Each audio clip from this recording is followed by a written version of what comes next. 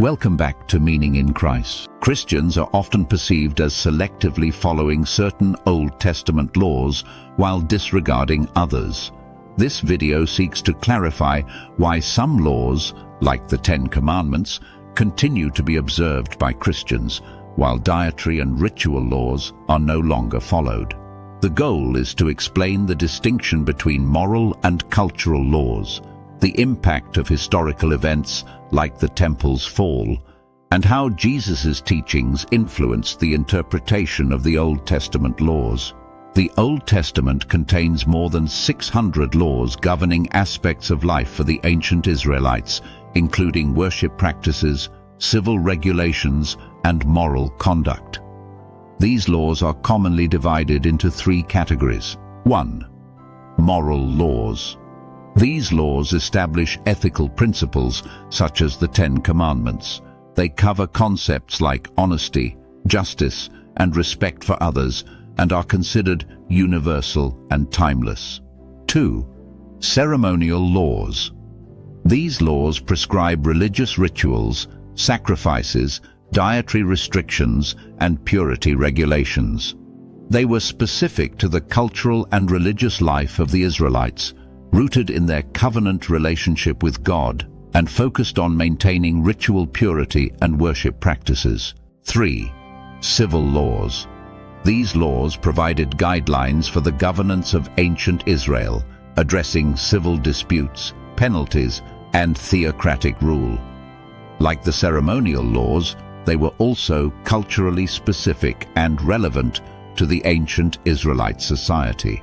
Cultural nature of non-moral laws. The ceremonial and civil laws were deeply tied to the cultural context of ancient Israel. For example, dietary laws and purity rituals were intended to set the Israelites apart from surrounding nations, reinforcing their distinct identity. As these laws were tailored to the specific culture and covenantal relationship of Israel, they were not intended to be universally applicable. When the early Christian church began expanding to include Gentile converts, there was debate over whether these new believers needed to follow Jewish cultural laws. In Acts 15, the Council of Jerusalem addressed this issue, concluding that Gentiles were exempt from ceremonial and civil laws. This decision reflected the belief that the cultural aspects of the law were not necessary for Gentile believers, who were to adhere primarily to the moral teachings of Christ and the apostles. This distinction between cultural laws and moral laws helped shape early Christian theology and practice. The fall of the Second Temple in 70 AD was a turning point. Many ritual laws were tied to the temple system, including sacrifices, offerings, and ceremonial purity rites. With the temple gone, it became impossible to fulfill these ritual laws.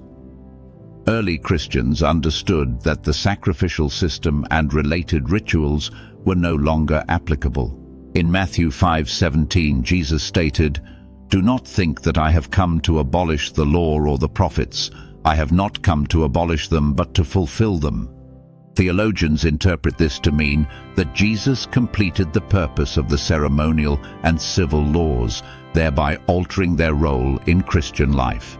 As Galatians 3:24-25 explains, "The law was our guardian until Christ came, that we might be justified by faith.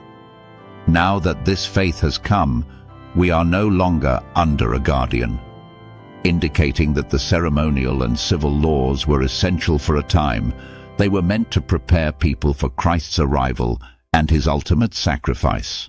Moral laws are seen as ethical standards. They can be seen as relationship laws on how we treat one another and our relationship with God. They are not bound to any specific culture or historical context. For example, commandments against lying, stealing, and murder are considered universal moral truths. The New Testament reinforces these moral principles, with Jesus emphasizing love for God and neighbor as the foundation of all ethical behavior. Matthew chapter 22:37-40. These principles are viewed as timeless. guiding the behavior of Christians regardless of cultural or historical changes. It may appear that Christians are selectively adhering to Old Testament laws, but this is based on a theological understanding of the law's purpose and fulfillment in Christ. The distinction between cultural laws and moral laws explains why some laws are followed while others are not. Christians do not view this as arbitrary, but rather as consistent with the teachings of Jesus and the apostles, who emphasize the transformation of the law through Christ's life, death, and resurrection.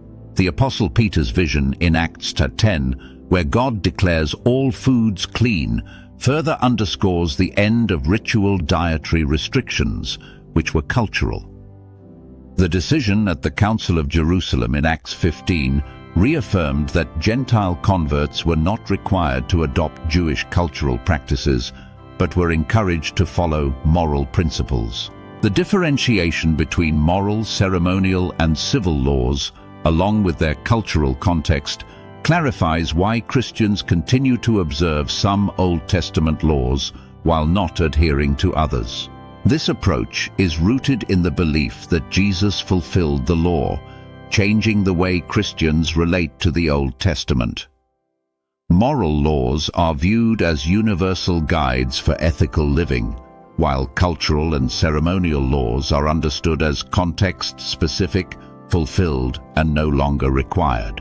Thank you for watching as I explored this topic. If you found this video meaningful, don't forget to like, subscribe, and check out my other videos. I'll see you next time as we continue exploring the intersections of faith and history.